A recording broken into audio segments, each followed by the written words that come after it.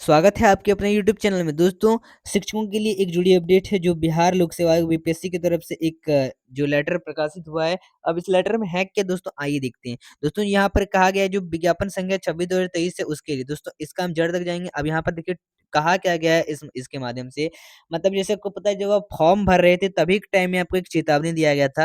वो चेतावनी क्या था मैं आपको बाद में बताऊँगा। सबसे पहले ये देखिए कहा क्या गया, जो विज्ञापन संख्या 26/2023 है, विद्यालय अध्यापक नियुक्ति प्रतियोगिता परीक्षा हेतु जो आयोजित हुआ था परीक्षा, जो आपने एग्ज़ाम दिया उसके बाद अब जब द दस्तावेज़ सत्यापन के दौरान यानी जो डॉक्यूमेंट वेरिफ़िकेशन के दौरान जो अयोग्य जो मतलब फर्जी पाए गए ऐसे अभ्यर्थी, जो अयोग्य पाए गए, जिनका गलत डॉक्यूमेंट था या फिर जिनके पास डॉक्यूमेंट वग़ैरह नहीं था, तो वो अभ्यर्थी और साथ ही जो अनुपस्थित अभ्यर्थी थे, मतलब अनुपस्थित अभ्यर्थी का मतलब साफ़ है कि वो फर्जीवाड़ा से अभ्यर्थी होंगे। तो अनुपस्थित जो अभ्यर्थी हैं उन अभ्यर्थियों को जो अनुपस्थित रहने वाले अभ्यर्थी है उनको ध्यान आकर्षित करते हुए सूचित किया जाता है। इस लेटर में उन्हीं के लिए ये लेटर है।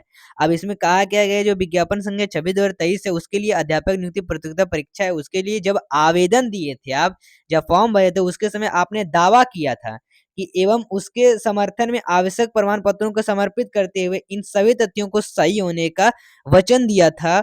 वचनबद्धता दिया था जिसे हम अंडरटेकिंग कहते हैं उसका दिया था उन्होंने दिया था। मतलब जैसे आपको पता है जब आप फॉर्म भरे थे तब के टाइम में जब फॉर्म भर रहे थे, फॉर्म भरते-भरते आपने क्या किया था जब अपना डॉक्यूमेंट्स आप डाला, हो सकता है ऐसे व्यक्ति जो अनुपस्थित थे और जो अयोग्य माने गए वो फर्जी होंगे, तो वो फर्जी अभ्यर्थी थे। तो उन्होंने भी ना डॉक्यूमेंट जब आप उन्होंने भी आवेदन दिया ना, तो वो लोग आवेदन दिए तो उन्होंने दावा किया था, वहीं पर लिखा गया था मैं सहमत हूँ जिससे इसमें में अगर कोई भी त्रुटि या फिर कोई गलत वगैरह फर्जीवाड़ा पाई जाती है तो मैं इसके लिए खुद ज़िम्मेदार हूँ और इस पर मुझे मतलब जो भी आयोग है वो मुझ पर कार्रवाई कर सकता है। तो इस तरह से बात कही गई थी। तो आपने वहाँ पर खुद टिक किया था हाँ, मैं इससे सहमत हूँ, ठीक है? और हमारे पर कार्रवाई ज़रूरी किया जाए अगर इसमें गलत फर्जीवाड़ा पाया जाता है। तो जो अभ्यर्थी अनुपस्थित थे, जो अभ्यर्थी अयोग्य थे, तो इससे पता चल जाता है कि ये लोग फर्जीवाड़ा से आए हैं। तो उन अभ्यर्थियों को इन अभ्यर्थियों को जो असफल थे या फिर अनुपस्थित थे, आपके इस जो कृत्य है, इस कृत्य से जहाँ मानव बल है एवं समय की जो बर्बादी हुई है, इसे एक समय बर्बादी भी हुई है और प्रक्रिया बाधित हुई है। वहीं दूसरी ओर जो आपका यह कृत्य गलत मंशा से मतलब नियुक्ति पाने का था, गलत मंशा से नियुक्ति पा लेंगे, लेकिन आयोग तो ऐसा करने देगी नहीं और जो कृपयास मानने की संभावना है उससे भी इनकार नहीं किया जा सकता है।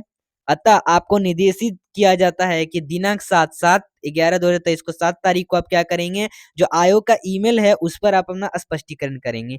ईमेल 7 तारीख तक दिया हुआ है, जैसे आपको पता है 3 तारीख से 7 तारीख तक आपको क्या करना है, आप अपने मतलब 3 तारीख से 7 तारीख या 11 तारीख तक जो भी आपका था, जिसमें आपको बताया गया था कि आप अपना कोई ऑब्जेक्शन दे सकते हैं। ये 3 तारीख से 7 तारीख का ऑब्जेक्शन देना था। तो 7 तारीख के बाद आप अपने आयोग के ईमेल पर दे सकते हैं। ईमेल 3 तारीख से 7 तारीख तक नहीं देंगे ईमेल पर, आप 7 तारीख के बाद ईमेल पर क्या कर सकते हैं, अपना स्पष्टीकरण दे सकते हैं और समर्पित कर सकते हैं, क्यों मैं अनुपस्थित था, इसके वजह से या फिर आयोग अयोग था किसके वजह से। तो ये इससे आप कोई भी स्पष्टीकरण देंगे, तभी आपको कभी भी फ्यूचर में आपको फिर अगर एग्ज़ाम बहाल लिया जाएगा, इसका बहाली यूपीएससी का कोई भी, तो आपको वहाँ पर भरने दिया जाएगा। यानी क्यों नहीं आपके उस कृत्यों को कदाचार की श्रेणी में मानते हुए आपके जो विरुद्ध विविध संबंध अनुशासी कार्रवाई की जाए एवं आयोग के आगामी परीक्षाओं में भाग लेने से वंचित कर दिया जाएगा।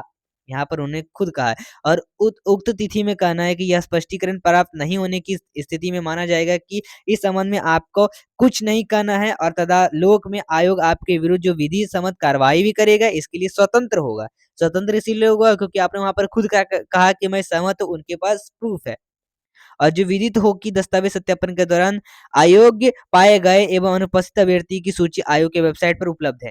तो अगर हो सकता है कि अगर आप अनुपस्थित रहें किसी कारण से तो आप वहाँ पर मेल करके बता सकते हैं। अगर आप सही हैं तो मेल करके बताएँगे। अगर फर्जीवाड़ा से फिर मेल करते हैं और फर्जीवाड़ा से आपका स्पष्टीकरण के लिए मतलब जाँच तो होगा ही। और फिर आप पर कार्रवाई की जा सकेगी अगर फिर गलत पाए गए तो। ठीक है दोस्तों, तो ये आपका था आज का अपडेट जो हमने जाना था। दोस्तों हमारे साथ जुड़े रहिए, हमारे चैनल को सब्सक्राइब करें, आगे का जो भी नोटिफ़िकेशन है उसको लेकर आएँगे, आप तक पहुँचाएँगे। फिर मिलते हैं अगले वीडियो के साथ। Bye bye.